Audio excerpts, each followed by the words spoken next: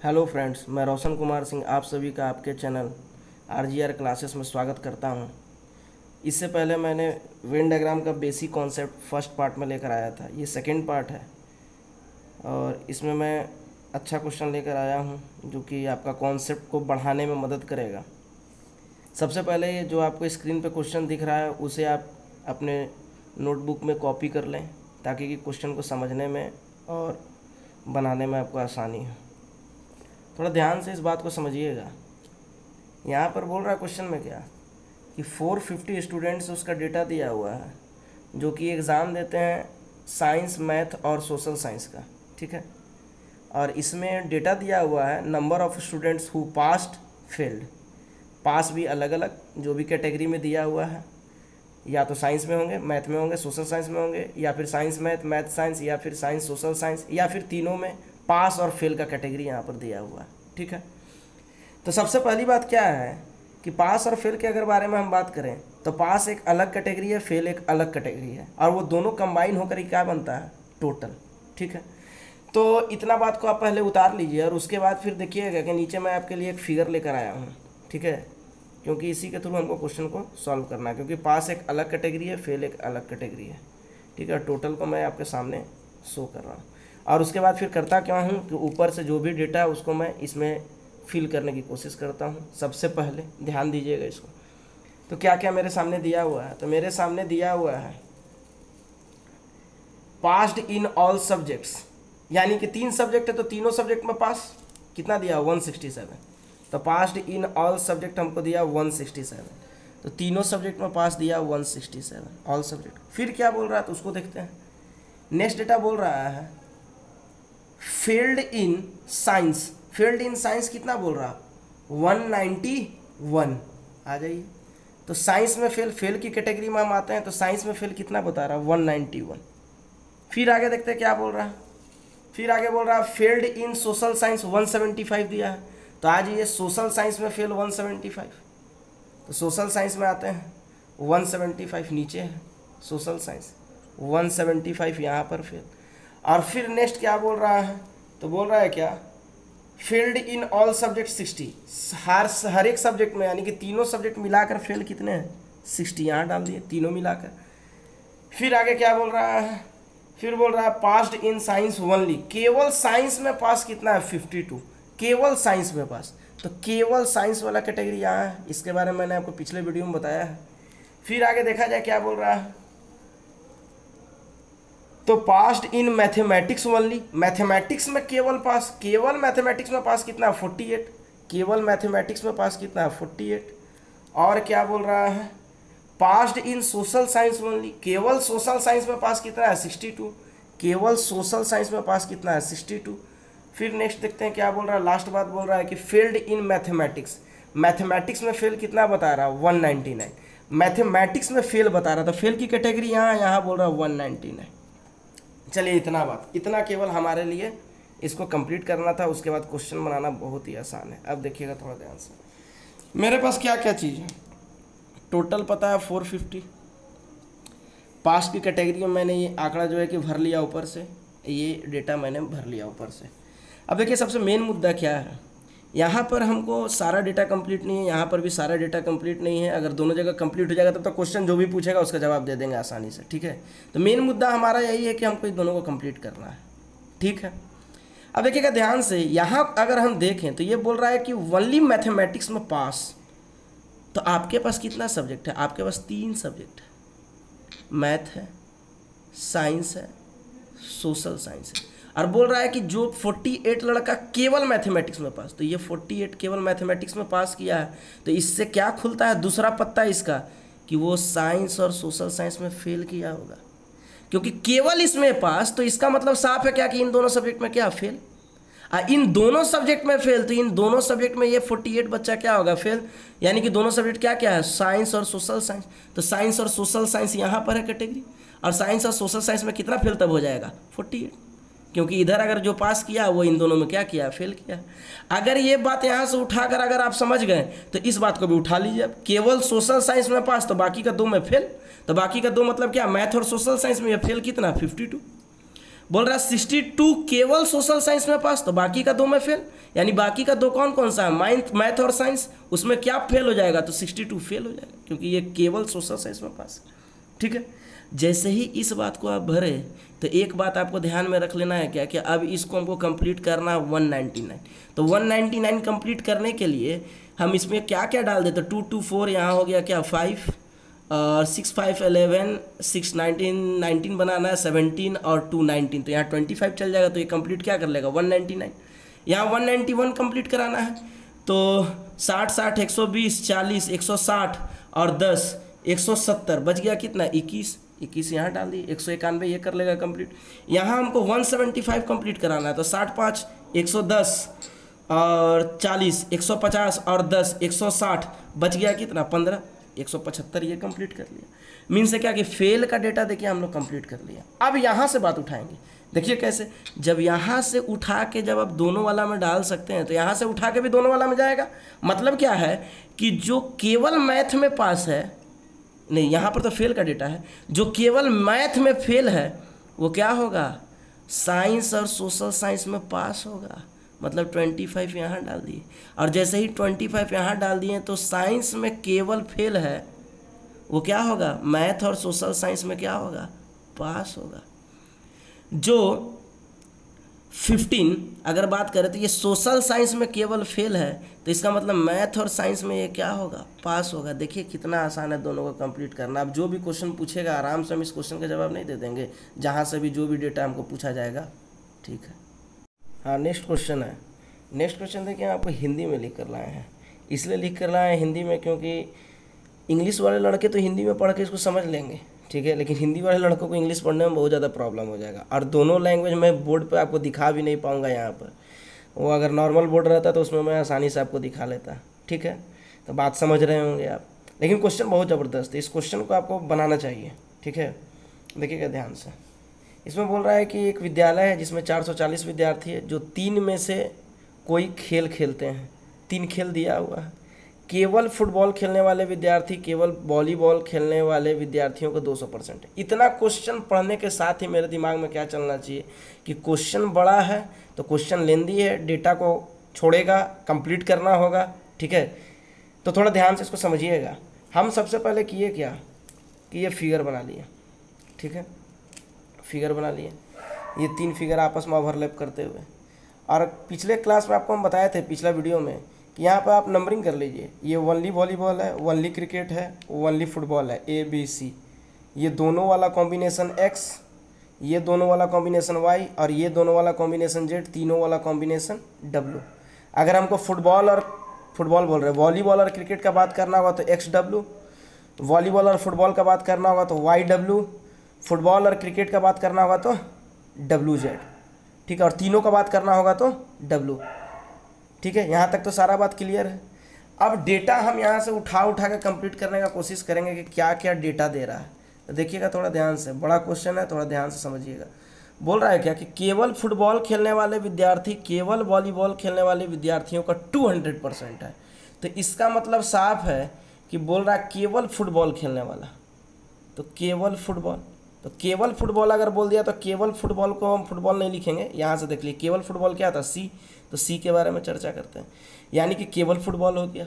अब बोल रहा था केवल फुटबॉल खेलने वाला विद्यार्थी, केवल वॉलीबॉल, तो केवल वॉलीबॉल वाला कितना है, A का, ये क्या है 200%। मतलब साफ है कि अगर ये 1 होगा तो ये क्या होगा 2 होगा, इसका ये 200%। ठीक है, आगे बढ़ते हैं, क्या बोल रहा है आगे। नेक्स्ट क्वेश्चन में बोल रहा है क्या कि क्रिकेट तथा वॉलीबॉल एक साथ खेलने वाले विद्यार्थियों की संख्या फुटबॉल तथा वॉलीबॉल एक साथ खेलने वाले विद्यार्थियों की संख्या के बराबर है। क्रिकेट वॉलीबॉल एक साथ और फुटबॉल वॉलीबॉल एक साथ, ठीक है, दोनों का संख्या बराबर है। तो आइए ध्यान से देखिएगा, क्रिकेट वॉलीबॉल क्या है, XW। तो अभी क्वेश्चन में क्या बोल रहा है कि X + W = क्रिकेट वॉलीबॉल हो गया। क्रिकेट वॉलीबॉल बोल रहा था ना, तो क्रिकेट और वॉलीबॉल XW। अब फिर बोल रहा है फुटबॉल वॉलीबॉल, तो फुटबॉल वॉलीबॉल मेरा क्या है, YW। Football volleyball YW। इन दोनों का संख्या क्या है, तो YW ले लिए, इन दोनों का संख्या आपस में बराबर है।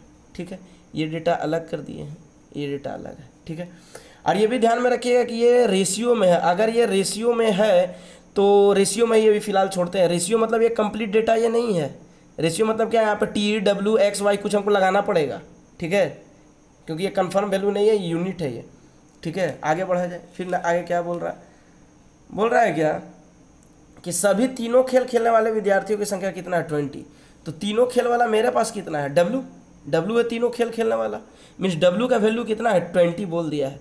तो डब्ल्यू का वैल्यू हमको पता है 20। तो अगर डब्ल्यू का वैल्यू 20 है तो यहाँ से तो डब्ल्यू कैंसिल, मीन्स क्या हो जाएगा x is equal to y. तो इस बात को हम ध्यान में रखेंगे कि x इज इक्वल टू क्या है, y है। ये डेटा हम यहाँ पर अलग कर लिए, सारा डेटा को अलग अलग कर ले रहे ताकि हमको समझ में आए, जगह कम है, ठीक है। फिर आगे बढ़ते हैं, फिर क्या बोल रहा है, केवल वॉलीबॉल खेलने वाले विद्यार्थी, केवल क्रिकेट खेलने वाले विद्यार्थियों का 40% है। थोड़ा ध्यान से समझिएगा, बोल रहा है क्या कि केवल वॉलीबॉल खेलने वाले विद्यार्थी।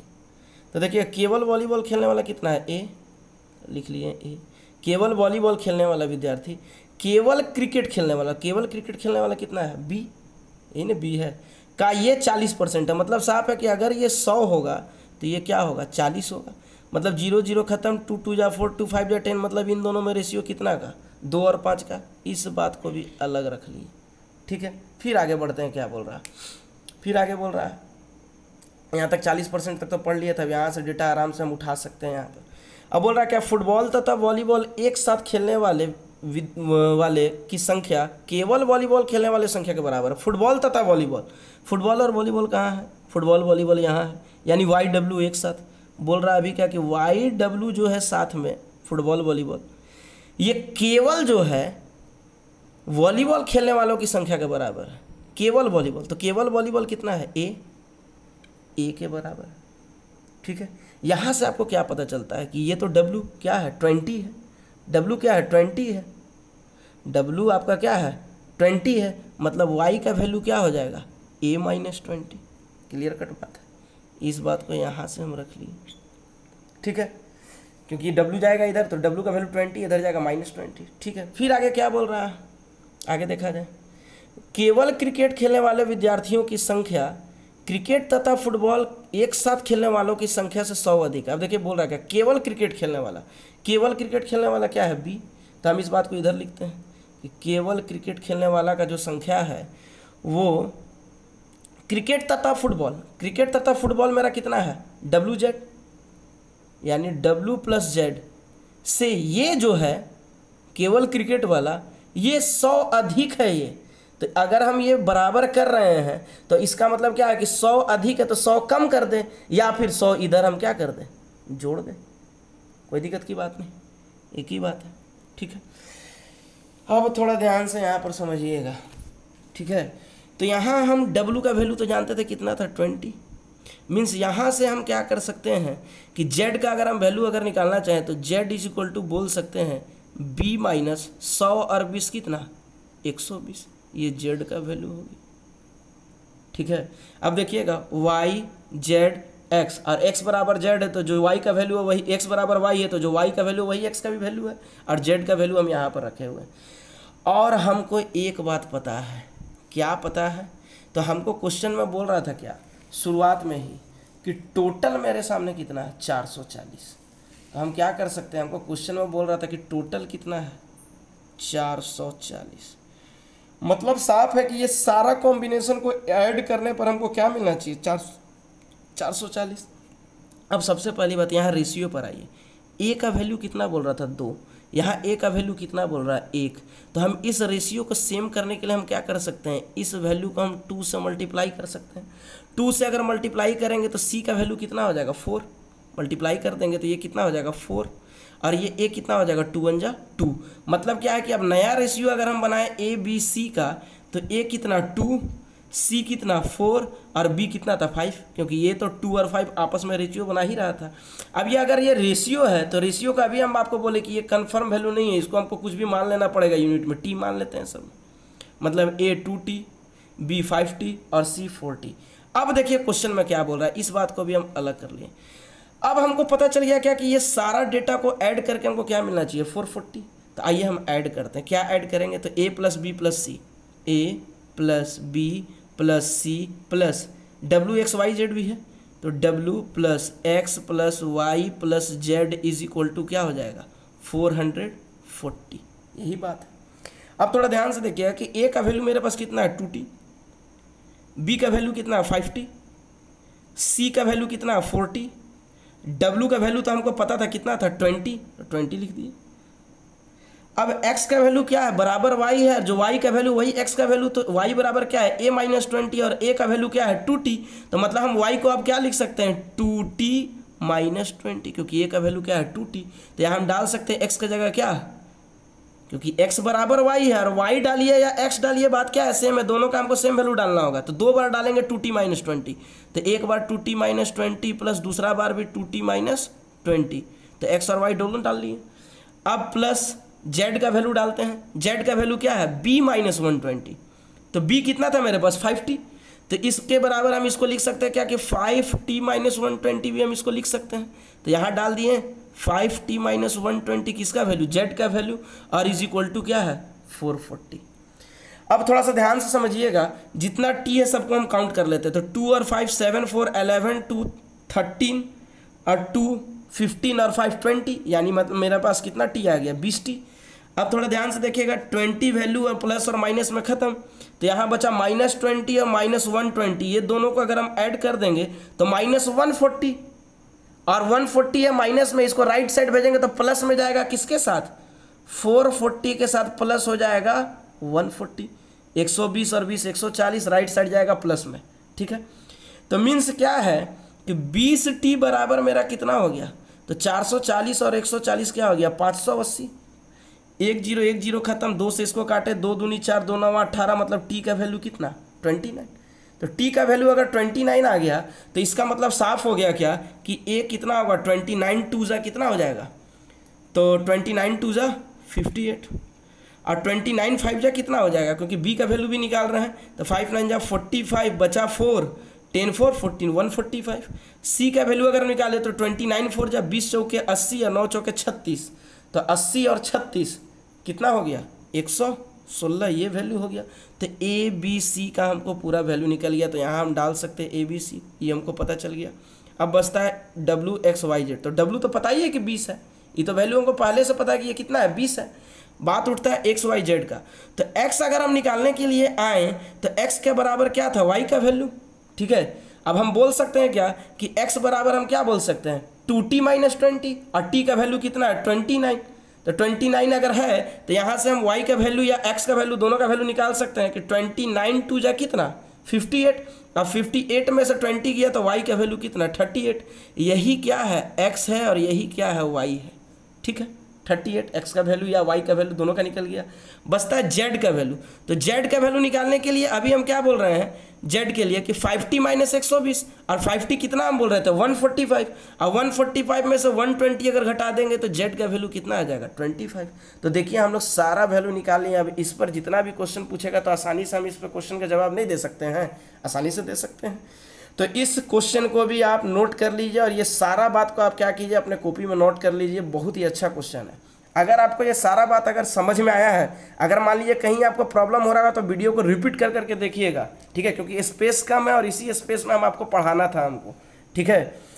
तो आप इस वीडियो को रिपीट कर करके देखिएगा, ठीक है, और मेरे साथ बने रहिए, लाइक शेयर सब्सक्राइब कीजिए।